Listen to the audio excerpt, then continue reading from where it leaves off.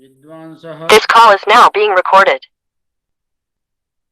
Shem कक्षा यथावत् प्रारभ्यते अत्र वर्तते स्वागतं भवतां सर्वेषाम्। अद्य नवीनं प्रकरणं स्त्रीलिङ्गप्रकरणं प्रारभ्यते। अजन्तशब्देषु स्त्रीलिङ्गशब्दानां निरूपणम् अद्य करिष्यते। इतः प्राक् अजन्तपुल्लिङ्गशब्दानां निरूपणं जातमासीत्। अद्य अजन्तस्त्रीलिङ्गशब्देषु प्रथमः शब्दः आयाति रमा इति। रमा शब्दस्य निष्पत्तिः रम क्रीडायाम् इति धातोरेव पचाद्यच् करोतु रमते इति रमः पचाद्यच् कृते सति अनन्तरम् अजाद्यतस्टाप् स्त्रीत्वविवक्षायाम् अजाद्यतस्टाप् प्रत्यये कृते सति रमा इति आकारान्तः स्त्रीलिङ्गः शब्दः। सोऽयं शब्दः प्रातिपदिकसंज्ञोऽपि प्रातिपदिकसंज्ञकः अपि अस्ति। अस्य प्रातिपदिकसंज्ञा केन कर्तव्या? अर्थवत् धातुरप्रत्ययः प्रातिपदिकम् इति सूत्रेण तु प्रातिपदिकसंज्ञा भवितुं नार्हति। अतः कृत्तद्धित समासाश्च स्त्रीप्रत्ययानां तद्धिताधिकारत्वात् तद्धिताधिकारे पठितत्वात् एतेषामपि तद्धितान्तत्वम् अस्ति। अतः कृत्तद्धित समासाश्चित्यनेन सूत्रेण अत्र प्रातिपदिक संज्ञा क्रियते। परन्तु ज्ञाप् प्रातिपदिकात् इति सूत्रे साक्षात् सूत्पत्तिः भगवता पाणिनिना प्रदर्शिता। ज्ञाप् प्रातिपदिकात् सूत्र जब आप पढ़ेंगे तो उस सूत्र के अनुसार तो ण्यन्तात् आवन्तात् और प्रातिपदिकात् स्वादयः प्रत्ययाः स्युः ऐसा अर्थ किया जाता है। ज्ञाप् प्रातिपदिकात् का अधिकार है तो फिर ण्यंत की और आवंत की प्रातिपदिक संज्ञा करने का क्या प्रयोजन है? और जब हमने ज्ञाप् प्रातिपदिकात् सूत्र आपको पढ़ाया था उस समय ये पंक्ति आई थी। महाभाष्यकार ने ज्ञाप् ग्रहणम व्यर्थम ऐसा कहा था। केवल प्रातिपदिकात् यही सूत्र बनाने की जरूरत है, ज्ञाप् ग्रहण करने की कोई जरूरत नहीं है। कहते हैं क्यों व्यर्थ है?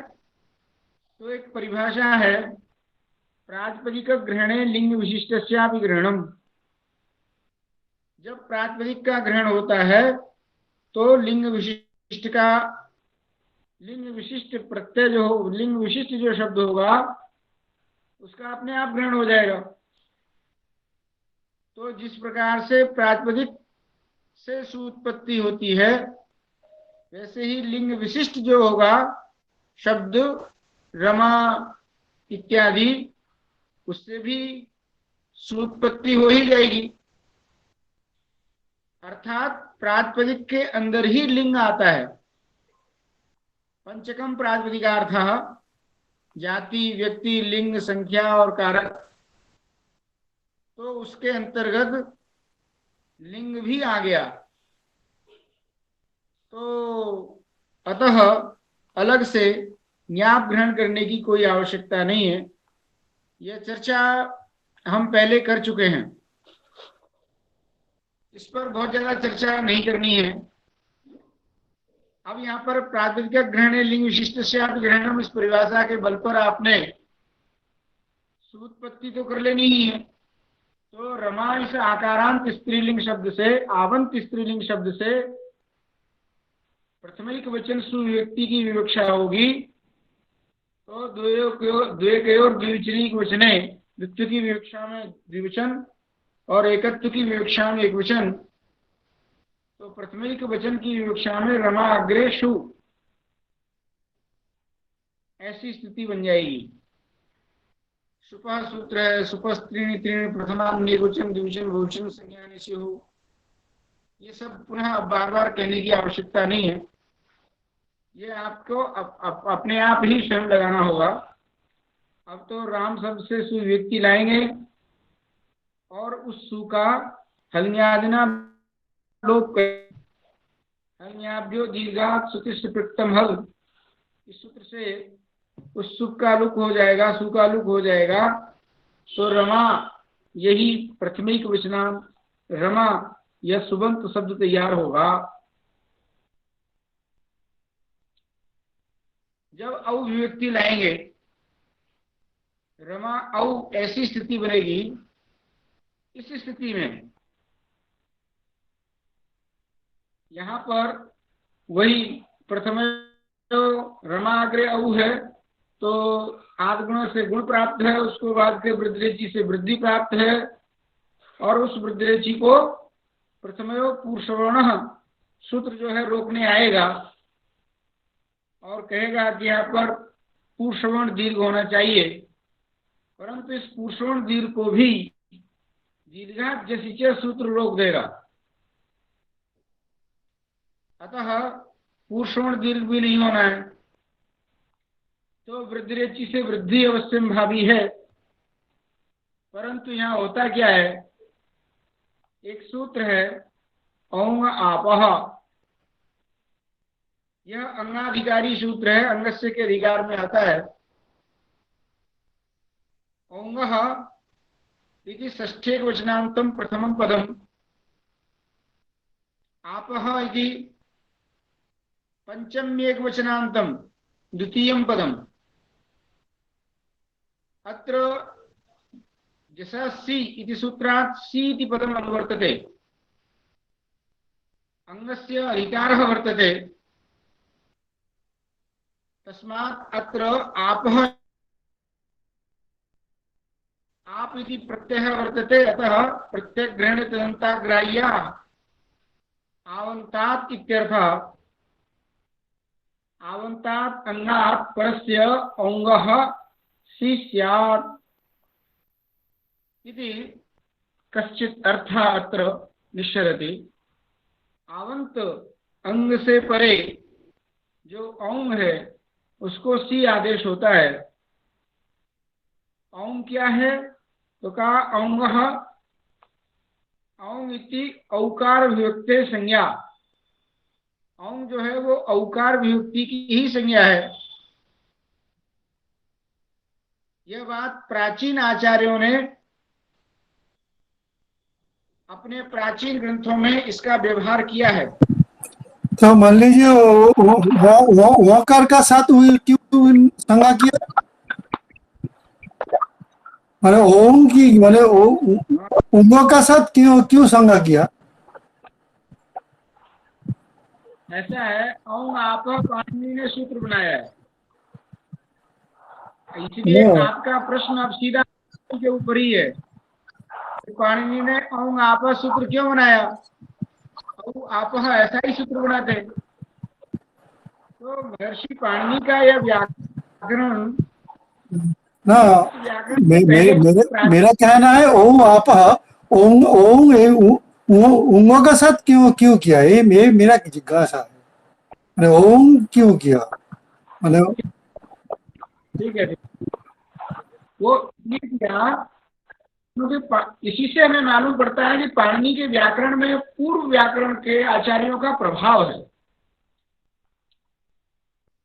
हाँ, तो पूर्व व्याकरण में पूर्व आचार्यों ने औंग ऐसी संज्ञा की थी, इसलिए उसी प्रभाव से प्रभावित होकर के महर्षि पाणिनि ने भी औंग आप सूत्र ही बनाया। अस्तु। तो औंग इति औकार विभक्ते संज्ञा, तो औ के स्थान पर सी आदेश हो जाएगा, तो औ सी हो रहा है। ऐसी स्थिति में ये जो सी आदेश हुआ है वह संपूर्ण स्थानी के स्थान में हुआ है, अनेकाल्त्वात् आदेश होगा। अतः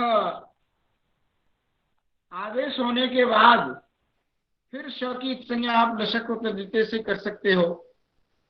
प्रत्यय के आदि में जो शकार उसकी संज्ञा हो जाएगी, ई बच जाएगा, तो रमा ई बन जाएगा, और यहाँ पर आदगुण से गुण होगा। यहाँ प्रथमेव पुरुषवर्ण से पुरुषवर्ण दीर्घ नहीं होगा, दीर्घा जस निषेध कर देता है।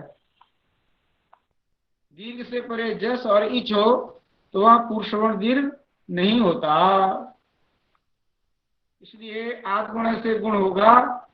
और रमे, प्रथमा के द्विवचन में रमे यह प्रयोग बन करके तैयार होगा।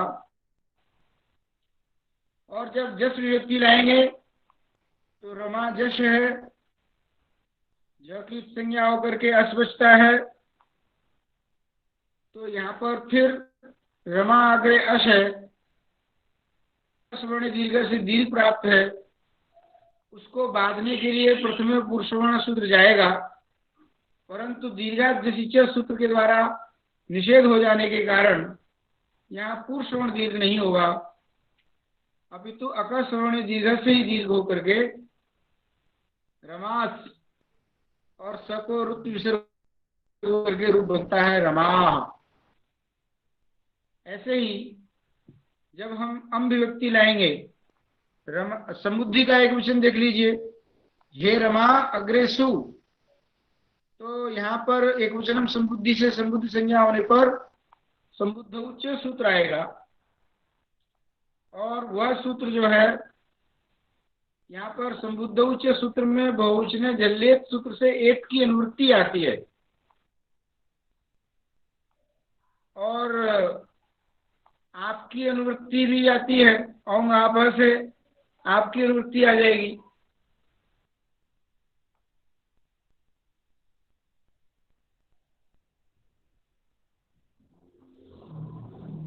औंग आप से नहीं, आंग चाप से आप की अनुवृत्ति आती है। और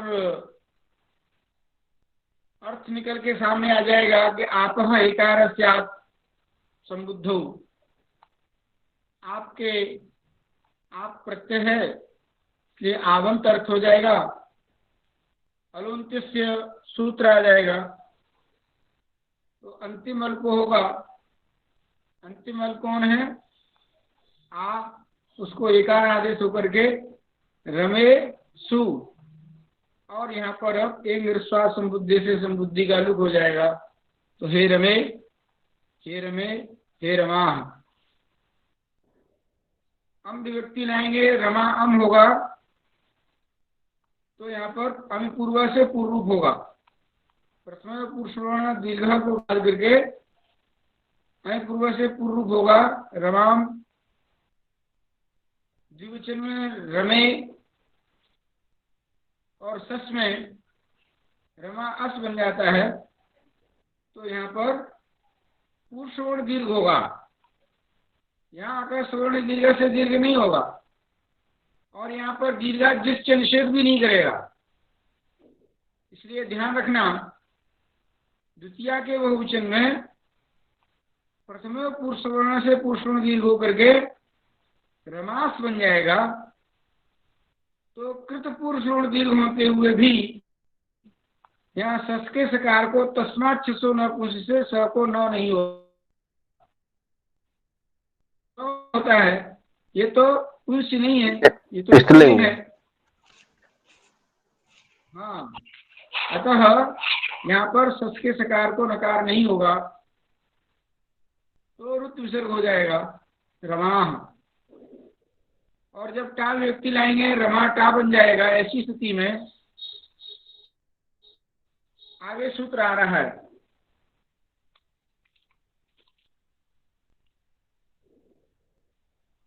आनि चापः।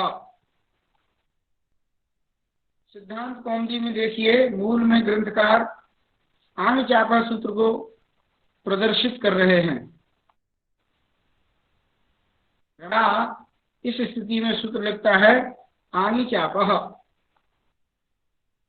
इस आनि चापः सूत्र में आनि इति सप्तम एकवचनान्तम, च इति अव्ययपदम, आपः इति षष्ठ्यन्तम, षष्ठेकवचनान्तम। और इस सूत्र में ओसी च सूत्र की अनुवृत्ति आती है, उससे ओसी पद की अनुवृत्ति आ जाती है। ओसी और च दोनों की अनुवृत्ति आएगी। आनि ओसी च परे, कुतः तो कहा आपः। आपः का मतलब हो गया आवंतात्, अंगात्, अंग का अधिकार है, इसलिए आप प्रत्यय का प्रत्यय गृहणित अंतःग्राह्य आपका आवंत अर्थ होगा। तो आवंतस्य अंगस्य एकारः स्यात्। एत्तु की अनुवृत्ति बहुवचन झल्लेत से एक की अनुवृत्ति आ जाती है। इस तरह से सूत्र का अर्थ निकलता है कि आनि ओसी च आपि परे, आनि ओसी च परे आवन्तस्य अंगस्य समग्रस्य आवन्तस्य अंगस्य एकत्वं स्यात्। तो अलोन्त्य से आएगा, अंतिम अल को आ को ए हो जाएगा। रमे अग्रे आ, अस्याम अवस्थायाम एचो यवायावः। इस सूत्र से अयादेश होकर के रमया यह प्रयोग बनता है। रमाभ्याम और रमा भी छोड़ दीजिए। जब चतुर्थी का एकवचन आएगा तो रमा ने, नो की संज्ञा होगी रमा ए। अब सूत्र आएगा याडापः। याट यदि प्रथमिक वचनान्तम, आपः इति पंचमी एकवचनान्तम, और वही अर्थ निकलेगा आपः परस्य। झेल नित से नित की अनुवृत्ति आ जाती है। आपः परस्य निद वचनस्य याड आगमः स्यात्। यह याट का आगम करता है। टित होने के कारण आदि में होगा, तो रमा अग्रे ए, तो ए से पहले या हो जाएगा, तो रमा या अग्रे ए, ये स्थिति बनेगी। और यहाँ वृद्धि रेची सूत्र से वृद्धि हो जाएगी या और ए में, यही। यद्यपि आप ये कह सकते हो कि 8 में 8 है, तो 8 अच्छे से वृद्धि कर दो, तो समुदायो ही अर्थवान तस्वीर देशो अनर्थकः। और अनर्थक में सूत्र प्रवृत्त नहीं होते।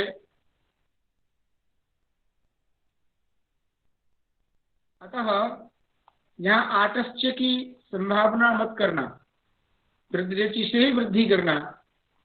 तो रमा यही। अब यहाँ पर बहुत शास्त्रार्थ होता है कि चित्वात आद्यवयव हो गया, बहुसंज्ञा होगी नहीं होगी, बहुसंज्ञा होगी तो यस्य सूत्र लगेगा कि नहीं लगेगा। ये बहुत सारे चिंतन के विषय हैं, ये प्रक्रिया के विषय भी हैं। अब अपन इसमें ज्यादा न पढ़ करके रूपों की सिद्धि करते हैं। जब कभी आप कहेंगे तो फिर चर्चा करेंगे। तो रमा यही, रमाभ्याम, रमाभ्यः, रमायाः, रमा अग्रे नस। यहाँ पर भी याडापः सूत्र आएगा और याट का आगम कर देगा। तो या अग्रे अस है, तो यहाँ पर अकार सवर्ण दीर्घ से सवर्ण दीर्घ करना।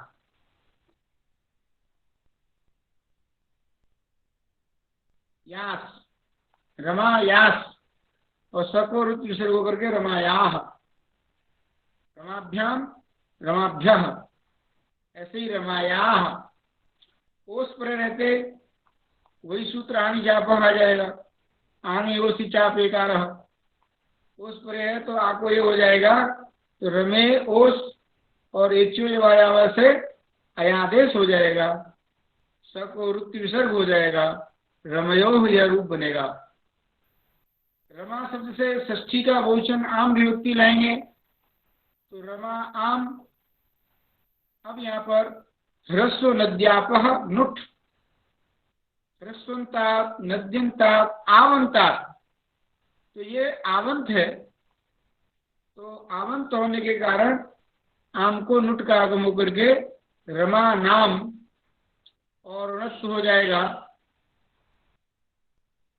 रमा नाम। सप्तमी के एक वचन में रमा अग्रे नी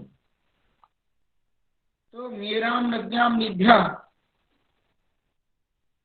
इससे नी के स्थान पर आम हो जाएगा नीराम नद्याम निभ्या।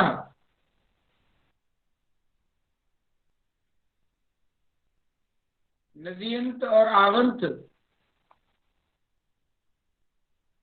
नद्यंत और आवंत से परे यदि नी है तो उसको आम होता है आम हो जाएगा। और नित बड़े होने के कारण यादापों सूत्र से याद का आगम भी होगा और उनमें श्रवण भी होकर के याम रमा याम रमयो हो और रमेशु रमासु। इस तरह से मुझे रमणम में नामी भी लगेगा। रमाणा रमाणाम जो बन रहा है इसमें नामी प्रवृत्त होगा। क्या जरूरत है रमण जी? नहीं प्रवृत्ति है पर्जन्यवत जब है तो ये प्रवृत्ति कराना सही है या नहीं ये मैं जानना चाहता हूँ। हो सकती है। देखिए अग्रे नाम बनने के बाद पर्जन्य व लक्षण प्रवृत्ति ही। इसलिए नाम पर रहते अजंत अंग को दीर्घ होता है तो दीर्घ को भी दीर्घ हो जाएगा। पर्जन्य व लक्षण प्रवृत्ति होती है इसलिए आप इसको प्रवृत्त कर लीजिए और दीर्घ हो जाएगा तो रमानाम। अब इस रमा शब्द के रूप चला लेते हैं। जब मैं रूप चलाता हूं तो आप भी कंठ में अपना माइक तो म्यूट कर लीजिए और आप भी बोला करिए साथ में। बोलने से पुण्य पैदा होगा। साधु शब्द के उच्चारण से ही पुण्य पैदा हो जाता है। पूरा अभ्यास हो जाता है गुरुदेव। हाँ गुरुजी रमायाम अस्ति। हाँ हाँ सप्तमी के एक वचन में रमायाम। यहाँ क्या कहना चाहती हो दिव्या? पूछो। अत्र नाम परे नास्ति तर्हि नामी सूत्रस्य प्रवृत्तिः कथम्?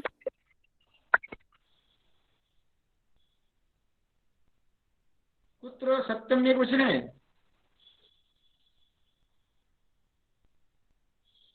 प्रश्नः पुनः कर्तव्यः।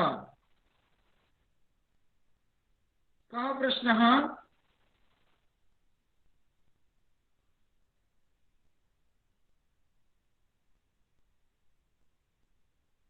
पूछो दिव्या, आपको क्या पूछना है इसमें रामायण में?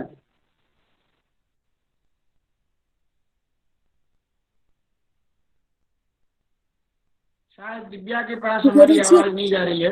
गुरुजी अत्र तो नाम परे नास्ति तर्हि नामी सूत्रस्य प्रवृत्तिः कथं स्यात्?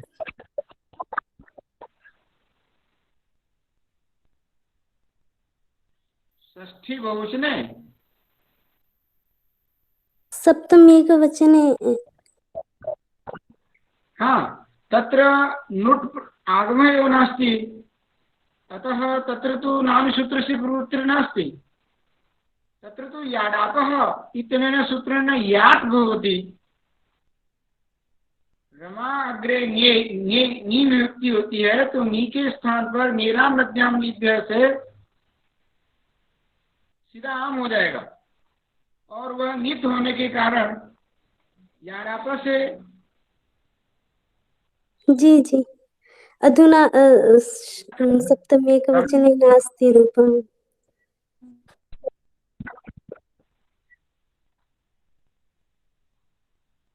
किं कः प्रश्नः? नैव गुरुजी,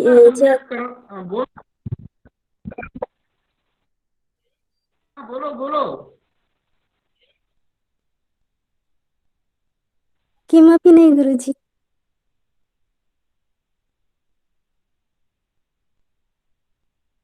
हाँ, यहाँ पर मैं बता देता हूँ थोड़ी कि रमा अग्रे आम ऐसी स्थिति हो गई तो यहाँ पर ह्रस्व नुट से नुट हो कि याड से याट हो। अब यहाँ पर थोड़ा चर्चा कर लेते हैं, क्योंकि दिव्या जी ने ये बात उठाई है तो इनके मन में क्या प्रश्न है ये इन्होंने तो नहीं बताया, पर यह प्रश्न यहाँ कर लिया जाए कि रमा अग्रे नी और नी के स्थान पर येराम नद्याम निध्य से आम हो गया तो रमा आम बन गया। षष्ठी के बहुवचन में जो स्थिति बनती है रमा अग्रे आम, वही स्थिति यहाँ पर भी हो गई, रमा अग्रे आम। तो यहाँ पर क्योंकि ह्रस्व नद्याम तो कहता है कि ह्रस्वांता नद्यंता आवंता इनसे परे यदि आम हो तो नुट होता है। तो यहाँ पर भी सप्तमी के एकवचन में भी आवंत से परे आम है तो यहाँ पर भी अब नुट होना चाहिए और याडापा आएगा तो कहा याडापा से याट का आगम होना चाहिए और ह्रस्व नद्याप नुट से नुट होना चाहिए। और बल्कि याडापा कैसे प्रवृत्त कर दिया आपने? अब जब नीचे स्थान पर आम हो गया तो नित विभक्ति पर में तो है नहीं, अब तो आम पर में है, तो याडापा से याट का आगम कैसे कर दिया आपने? क्योंकि वह तो नित विभक्तियों को ही याट का आगम होता है, तो याट न होकर के नुट होना चाहिए। शायद विद्या जी का यही मन में कोई प्रश्न होगा, वह प्रश्न मैंने आपके सामने खड़ा कर दिया है। विमलेश जी मेरी आवाज आ रही है ना? आ रही है। तो अब विद्या जी प्रश्न हमने खड़ा कर दिया। हाँ आवाज आता है लेकिन काट काट के आता है, काट काट के आता है। गुरुदेव वीडियो ना हो तो ऑफ कर दीजिए, हो सके शायद स्पष्ट है। आवाज सही आएगी। जी जी। अब हाँ, अब यहाँ पर देखिए प्रश्न खड़ा हो गया, दिव्या जी इसका सूत्रधार बन गई और इनके मन में प्रश्न जो था वह शायद यही प्रश्न रहा होगा कि रामायण में ह्रस्व नद्या को नुट न लगा करके, हाँ याडापा न लगा करके, और यहाँ पर ह्रस्व नद्या को नुट लगाना चाहिए था, तो वह क्यों नहीं लगता है? तो ये तो ऐसे ही प्रश्न हमने खड़ा किया है, वास्तव में ये प्रश्न बनता नहीं है। प्रश्न इसलिए नहीं बनता है क्योंकि नीचे स्थान पर आम आया है ना, तो नी में रहने वाला जो नित्य धर्म है वह आदेश में स्थानोद्भाव हो जाएगा। अनल विधि में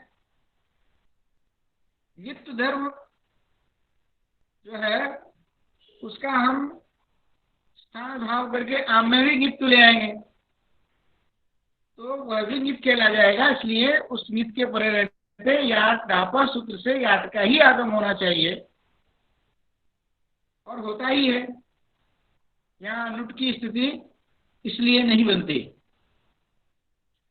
अब यहाँ एक और प्रश्न उठ रहा है कि रमायाम सप्तमी के बहुवचन में, सप्तमी के एक वचन में आम आदेश हुआ, रमायाम बना, तो यहाँ पर म की संज्ञा हो जानी चाहिए हलंत्यम सूत्र से।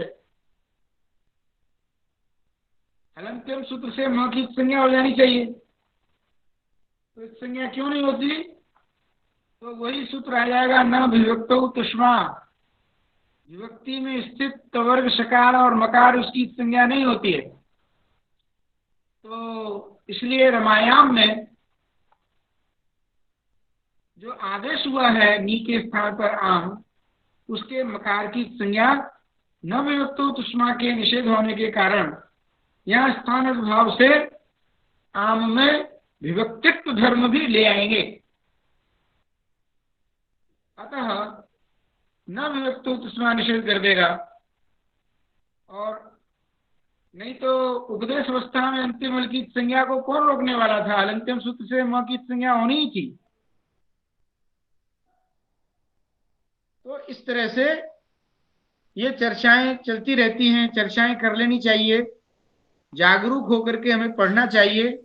कई बार पढ़ाते पढ़ाते मुझे भी कुछ चीजें मैं भी छोड़ देता हूं और नहीं बता पाता हूं।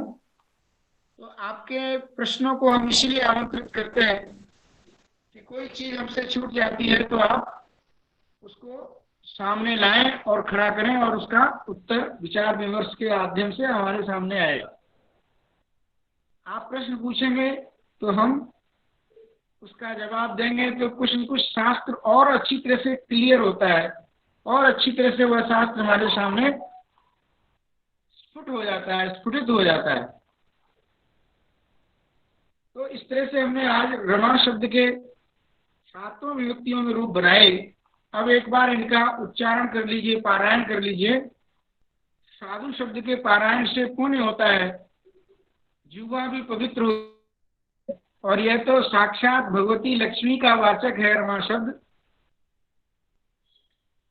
इसलिए रमा, रमे, रमाः, रमाम, रमे, रमाः, रमया, रमाभ्याम, रमाभिः,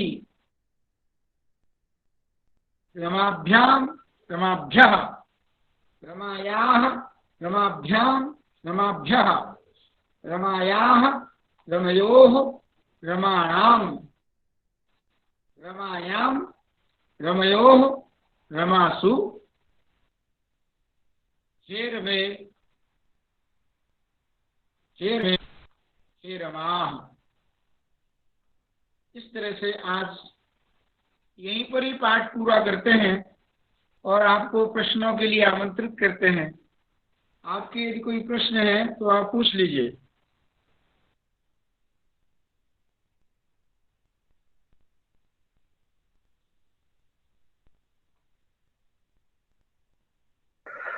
गुरुदेव, प्रथमा बहुवचन में सवर्ण दीर्घ होता है। हाँ, सवर्ण दीर्घ होगा। दीर्घाजस्य के द्वारा पूर्ण सवर्ण दीर्घ का जी जी।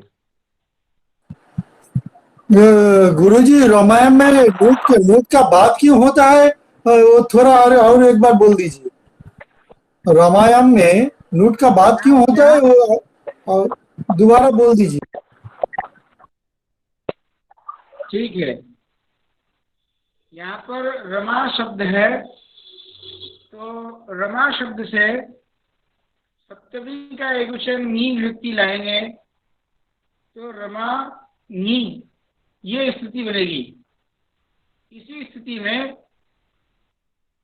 यहाँ पर रमा नी, इस स्थिति में ह्रस्व नद्यापो नुट की प्रवृत्ति नहीं है। ह्रस्व नद्यापो नुट की प्रवृत्ति तो आम आदेश के बाद होती है।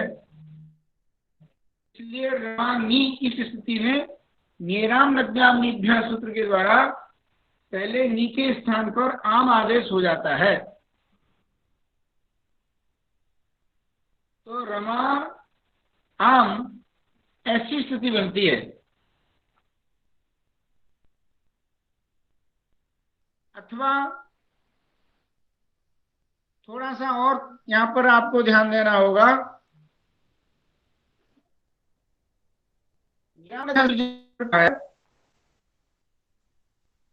गुरुजी इतना काट काट के आता है, समझ में नहीं आता है, बहुत काट काट के आता है, तो ये आधा सुन पाता हूँ आधा नहीं पाता, इतना काट काट के आता है। हाँ, नेट की समस्या है। तो रमा शब्द से जब सप्तमी का एक उच्चारण नी व्यक्ति लाते हैं, रमा नी बन जाता है, नी के स्थान पर आम हो जाता है, रमा या आम बन जाता है। तो अध्यापन नोट क्यों नहीं आता है, वो क्यों परत तक बाद होता है, वो ठीक समझ में नहीं आता है।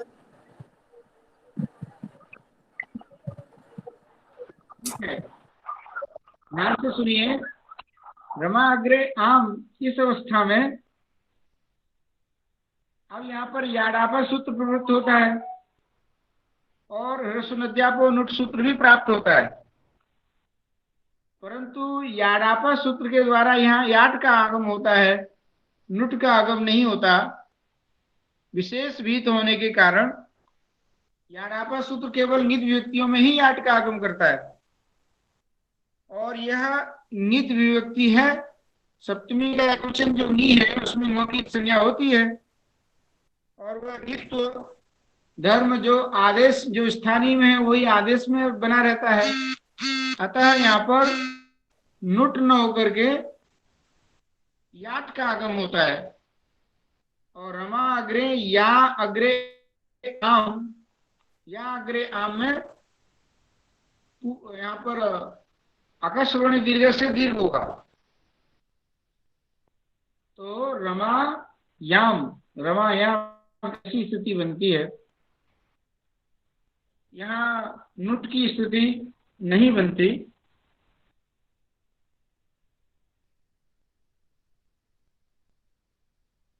चलिए ठीक है, मैं समझता हूँ कि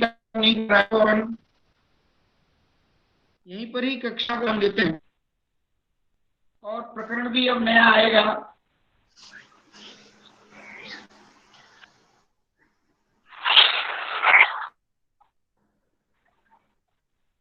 है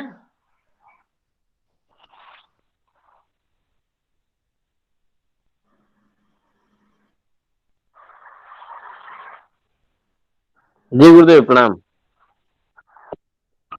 हाँ ठीक है ठीक है जी नमस्ते गुरु जी। हाँ